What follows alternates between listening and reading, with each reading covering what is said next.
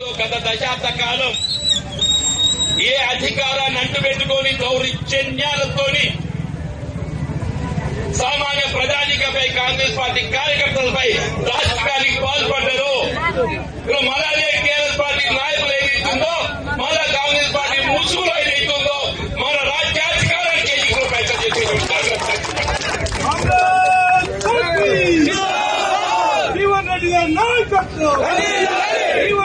రాష్ట్రంలో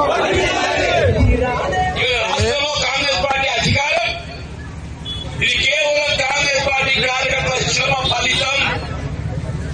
కాంగ్రెస్ పార్టీ కార్యకర్తల శ్రమ 10 సంవత్సరాల శ్రమకు ప్రతిరూపం ఏదైతుందో ఇక రాష్ట్రంలో కాంగ్రెస్ ప్రభుత్వం ఏర్పడింది. ముఖ్యమంత్రి రేవంత్ రెడ్డి గారు ప్రభుత్వంతో కలిసి పనిచేయాలన్నారు. మేము కలిసి పనిచేస్తాం, ఎందుకంటే ప్రభుత్వం పటిష్టంగా ఉండాలి అని చెప్పి ఆలోచనతో వారు నియోజకవర్గ అభివృద్ది కావాలని చెప్పి మేము ఆలోచించాం. నేను ఈరోజు జీవన్రెడ్డి గారిని సూటి ఒకటే ప్రశ్నిస్తా ఉన్నాను. అసెంబ్లీ ఎలక్షన్లో మిమ్మల్ని మా నాయకులు ప్రజలు ఓడగొట్టిన తర్వాత మళ్లీ కాంగ్రెస్ పార్టీ మీకు ఎంపీ టికెట్ ఇచ్చినప్పుడు ఎంతమంది బీఆర్ఎస్ నాయకులను మీరు కండవ కప్పి చేర్చుకోలేదండి? అంటే మీరు కండవ కప్పి పార్టీలో చేర్చుకున్నప్పుడు మీకు ఇవన్నీ జ్ఞాపకం రాలేదా? పాత కాంగ్రెస్ నాయకులు మా నారాయణ రెడ్డి అనో ఇట్లాంటి వాళ్ళందరూ పాత వాళ్ళు ఉన్నారు, మరి వాళ్ళకి ఇబ్బంది అవుతుందని చెప్పి ఆలోచన రాలేదా?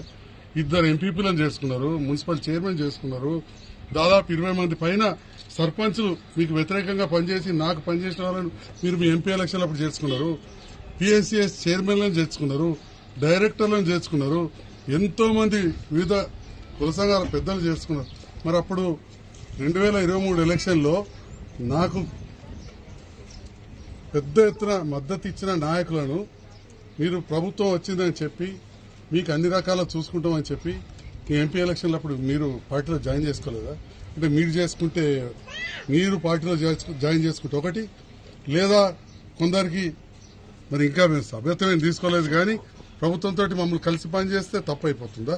ఇది నేను జీవన్రెడ్డి గారు సూటిగా ప్రశ్నిస్తున్నా. ఎందుకంత అసహనం వ్యక్తం చేస్తున్నారు పెద్దలు? వారు ఈ వయసులో చాలా, నేను వారికి నీతులు చెప్పాల్సింది కాదు, వారే అన్నారు కొన్ని గ్రామాలలో ఇదే చివరి ఎలక్షన్, వచ్చే ఎలక్షన్ వరకు అని చెప్పి ఇక కొన్ని మాటలు అన్నారు. మరి ఇదే చివరి ఎలక్షన్ అని పైన ఎంపీ ఎలక్షన్లు అన్నప్పుడు ముందు పార్టీ బలోపేతంగా ఉండాలని కాంగ్రెస్ అధిష్టానం ఆలోచిస్తుంది. దాంట్లో తప్పేమున్నదని నేను అడుగుతా ఉన్నా.